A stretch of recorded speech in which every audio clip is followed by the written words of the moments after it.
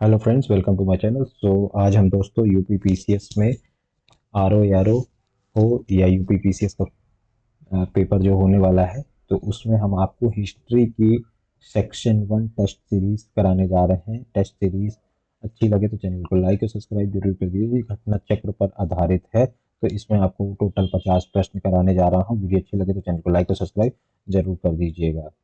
Thanks for watching. तो सबसे पहला प्रश्न है, कोपनहेगन संग्रहालय की सामग्री से पाषाण काष्ठ और लौह युग के त्रियुगीय विभाजन किया था, तो ये किसने किया था? आपके थॉमसन ने। तो थॉमसन ने इसका सही आंसर है। फिर डेनमार्क के कोपेनहेगन संग्रहालय की सामग्री के आधार पर पाषाण काष्ठ और लौह युग त्रियुगीय विभाजन थॉमसन ने किया था। फिर उल्लेखनीय उल्लिखित प्रमाणों के अनुसार पशुपालन प्रारंभ हुआ था, तो पशुपालन आपका मध्यपाषाण काल में प्रारंभ हुआ था। फिर एक ही कब्र से 3 मानव कंकाल निकले हैं दमदमा से। फिर मानव द्वारा सर्वप्रथम प्रयुक्त अनाज कौन सा था? तो मानव द्वारा सर्वप्रथम प्रयुक्त अनाज जौ था, जो कि बार्ले कहते हैं। जौ को इंग्लिश में बार्ले कहते हैं और गेहूं को वीट कहते हैं। फिर उस स्थल का नाम बताइए जहां प्राचीनतम स्थायी जीवन प्रमाण मिले। तो प्राचीनतम जीवन स्थायी प्रमाण आपके मेहरगढ़ में मिले, जो कि दिए गए विकल्पों में मेहरगढ़ दिया गया है।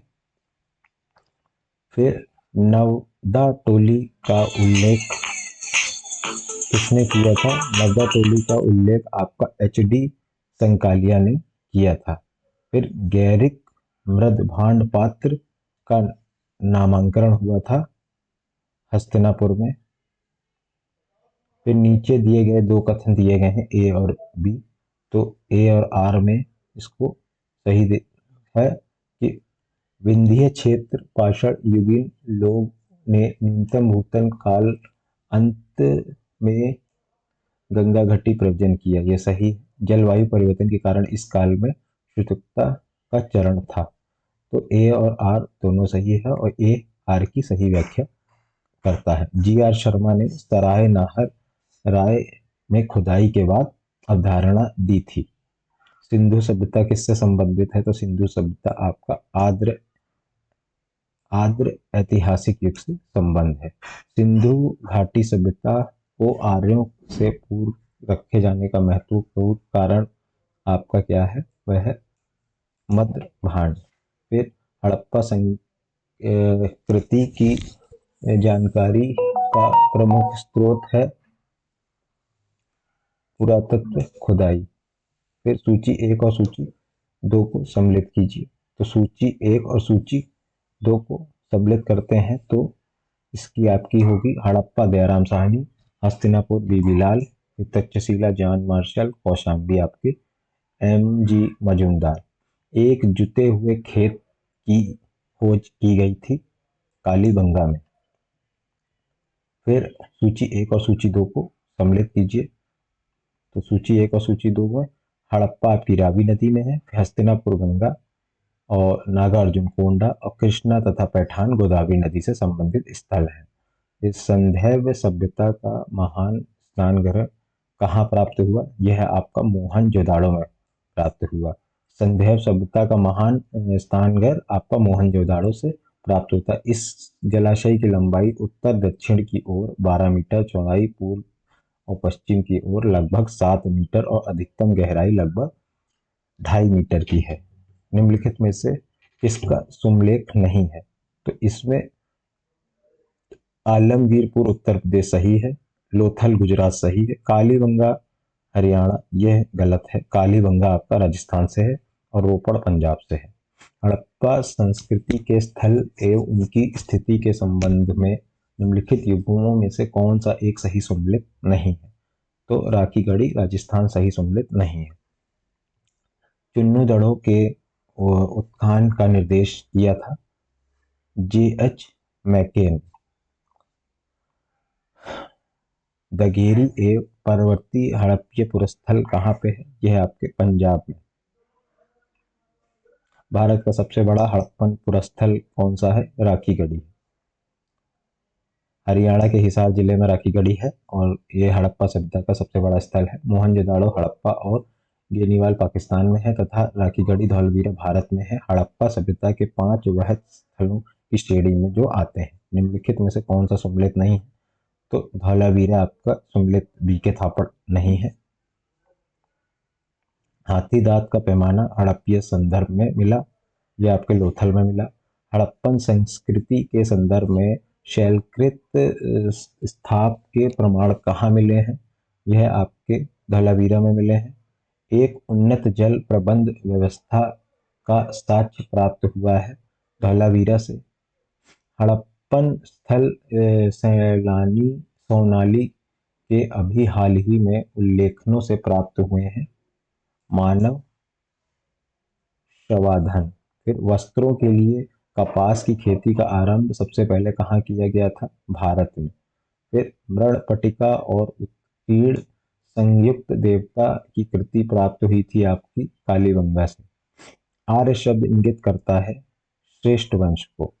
सबसे पुराना वेद कौन सा है? सबसे पुराना वेद ऋग्वेद है। भारतीय साहित्य में 4 वेद हैं, ऋग्वेद, सामवेद, यजुर्वेद, अर्थवेद। सबसे पुराना वेद जो आपका माना जाता है वह है आपका ऋग्वेद। निम्नलिखित में से किसका संकलन ऋग्वेद के आधार पर है? तो सामवेद का संकल्प ऋग्वेद के आधार पर। सामवेद में कुल 1875 रचनाएं हैं, जिसमें सामान्य मात के अनुसार 75, जबकि कुछ विद्वानों के अनुसार 99 को छोड़कर सभी ऋग्वेद में उपलब्ध हैं। गोपथ ब्राह्मण संबंधित है अर्थवेद से। फिर निम्नलिखित में से किस एक वैदिक साहित्य में मोक्ष की चर्चा मिलती है? तो मोक्ष की चर्चा आपकी उपनिषद में मिलती है। फिर वेदों में मोक्ष शब्द का प्रयुक्त नहीं हुआ है। उपनिषद में प्रथम बार मोक्ष की चर्चा मिलती है। यह शब्द श्वेतशर उपनिषद में पहली बार मिलता है। सत्यमेव जयते शब्द किस उपनिषद से लिया गया है? यह आपके मुंडकोपनिषद से लिया गया है, सत्यमेव जयते। ऋग्वेद में निम्नलिखित में से किन नदियों का उल्लेख अफगानिस्तान के साथ आर्यों के संबंध सूचक है? तो यह आपका कुबा और कुम्र। निम्नलिखित में से वैदिक देवताओं में से किसे उनका पुरोहित माना जाता है? बृहस्पति।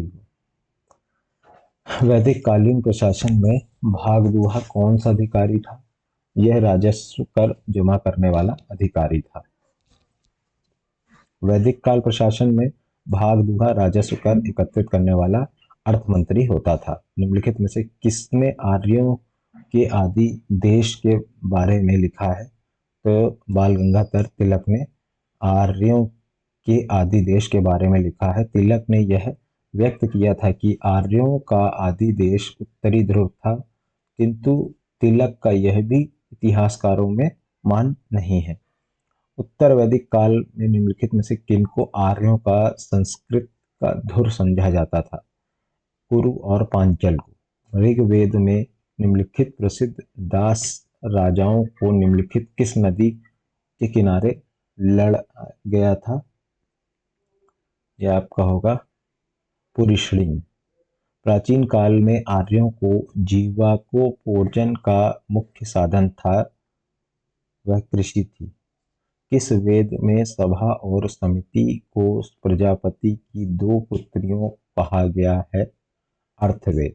अर्थवेद में सभा और समिति को प्रजापति की 2 पुत्रियां कहा गया है। ऋग्वेद काल में जनता निम्न में से मुख्यतः किसमें विश्वास करती है? तो बलि और कर्मकांड में ऋग्वेद में विश्वास करती है। देवता एवं देवियों को प्रार्थना यज्ञ जिसमें बलि और कुछ कर्मकांड निहित थे में विश्वास करते थे। सर्वाधिक ऋग्वेद सूक्ति संपत्ति है इंद्र को। ऋग्वेद में इंद्र का वर्ण सर्वाधिक प्राप्ति देवता के रूप में किया जाता है, जिसे 250 सूक्त समर्पित हैं। यह ऋग्वेद काल में सर्वाधिक लोकप्रिय देवता थे। इंद्र को आर्यों का युद्ध नेता तथा वर्षा का देवता माना जाता था। ऋग्वेद में अग्नि को 200 सूक्ति समर्पित हैं और वह इस काल के दूसरे सर्वाधिक महत्वपूर्ण देवता थे। गायत्री मंत्र का नाम प्रसिद्ध मंत्र सर्वप्रथम किस ग्रंथ से मिलता है? तो ये आपका ऋग्वेद से मिलता है। गायत्री मंत्र ऋग्वेद में उल्लिखित है। इसे रचनाकार विश्वामित्र है। यह सर्वतः सूर्य देवता को समर्पित है। यह मंत्र ऋग्वेद के तृणित मंडल में वर्णित है। महाभारत मूलतः किस रूप से जानी जाती थी? महाभारत मूलतः आपकी जय संहिता से मानी जाती थी। ऋग्वेद में कई परिच्छेदों में प्रयुक्त अंध्य शब्द कहाँ है? तो यह आपका गाय के लिए है। अधन्य शब्द आपका गाय के लिए है। अधन्य शब्द आपका गाय के लिए है। ऋग्वेद में गाय को अधन ना मारे जाने योग्य माना गया है। गाय की हत्या अथवा घायल करने वाले व्यक्ति को मृत्युदंड तथा देश से निकालने की व्यवस्था वेदों में दी गई है। भारत के किस स्थल की खुदाई लौह धातु को प्राचीनतम प्रमाण मिले हैं? तो ये आपके जयंती खेड़ा मिले हैं। वह पाषाण स्मारक पहचान की गई है। यह आपका मृतक को दफनाने के रूप में की गई है। निम्नलिखित में से किससे ऋग्वेद में मातुमा देवती माता नदी माता संबोधित किया गया है? यह सरस्वती को किया गया है। और आखिरी प्रश्न पे आते हैं। सर्ग प्रसिंगत वंश मानवतर और वंशनाय संकेत हैं। तो ये आपके पुराणों के हैं। तो वीडियो अच्छी लगे तो चैनल को लाइक और सब्सक्राइब कर दीजिए। इसी तरीके से अब इसका पार्ट 2 पार्ट 3 आने वाला है। वीडियो अच्छी लगे तो चैनल को लाइक और सब्सक्राइब जरूर करिए। Thanks for watching.